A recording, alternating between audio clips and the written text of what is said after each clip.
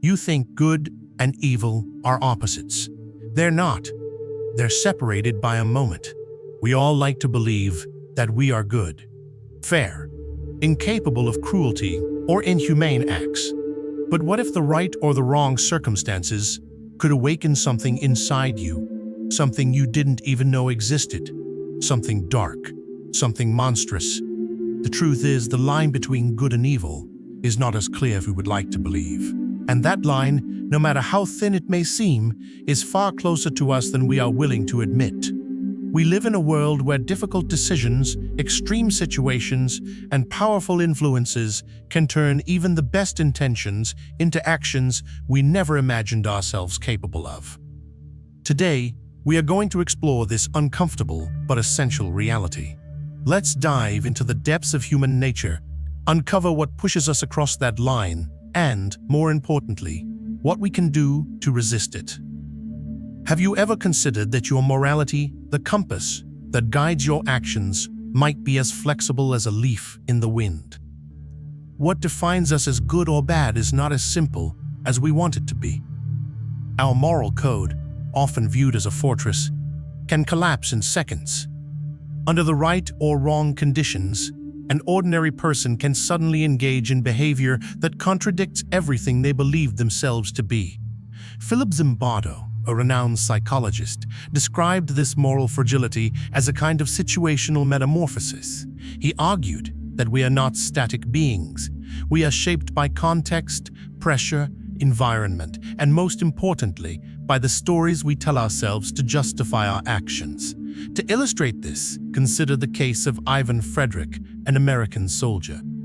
Before his time at the infamous Abu Ghraib prison, he was just like any of us, an ordinary man with strong values, love for his family, and the belief that he was serving his country with honor.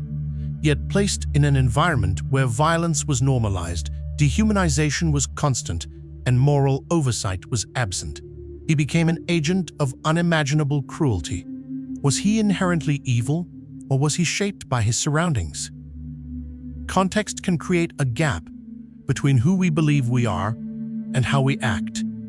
In extreme situations, our morality is written in sand, not stone. This is powerfully demonstrated by the Stanford prison experiment. Within just days, psychologically healthy students assumed the roles of guards and prisoners in a simulated prison, and the situation rapidly turned into a nightmare. What caused ordinary people to cross that line? And if you were in their place, would you act differently? This fragility isn't limited to extreme scenarios. It reveals itself in everyday life. Have you ever taken something that wasn't yours and justified it by saying, "It's not a big deal," or laughed at a cruel joke simply because everyone else did? These small actions are stepping stones toward the moral cliff we rarely acknowledge. So here's the real question. To what extent do our actions reflect who we truly are, and to what extent are they simply products of the environment we are in? Context doesn't just influence us, it transforms us. So how do we resist this invisible yet powerful force? Can we prepare ourselves to stand firm, or are we doomed to drift with the current? Why do we obey? From early childhood, we are taught to respect and obey authority: parents, teachers, leaders. This obedience often forms the foundation of social order. But what happens when authority demands something that contradicts our personal values? How far are we willing to go to avoid confrontation or gain approval? The Milgram experiment offers a chilling answer. Imagine being instructed by a man in a white lab coat to administer electric shocks to another person every time they answer incorrectly. As the experiment continues, the voltage increases, reaching potentially lethal levels. The person on the other end screams in pain and begs you to stop, but the authority figure insists. Continue.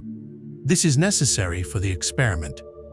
About 65% of participants obeyed all the way to the maximum shock level, despite their moral distress. Why? Because someone with authority told them to. When someone holds power, we assume they possess superior knowledge or moral responsibility. We convince ourselves that our actions are justified because responsibility has been transferred. If something goes wrong, it won't be our fault. We were just following orders.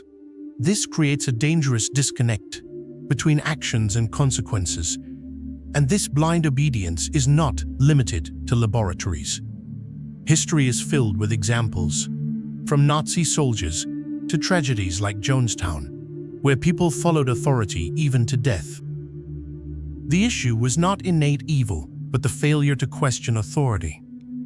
Ask yourself, how many times have you followed an order without thinking, simply because it came from someone above you, maybe at work, maybe in daily life? But what if that order crossed a moral line?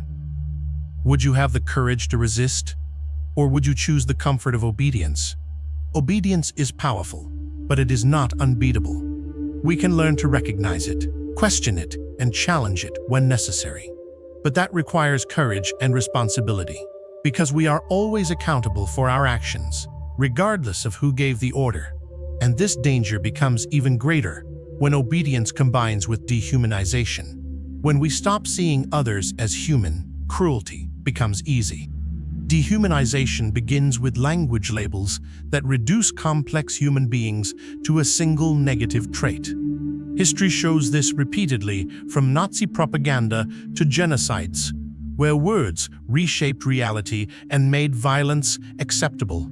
And this doesn't only happen on a massive scale, it happens every day, through labels that create emotional distance and justify indifference.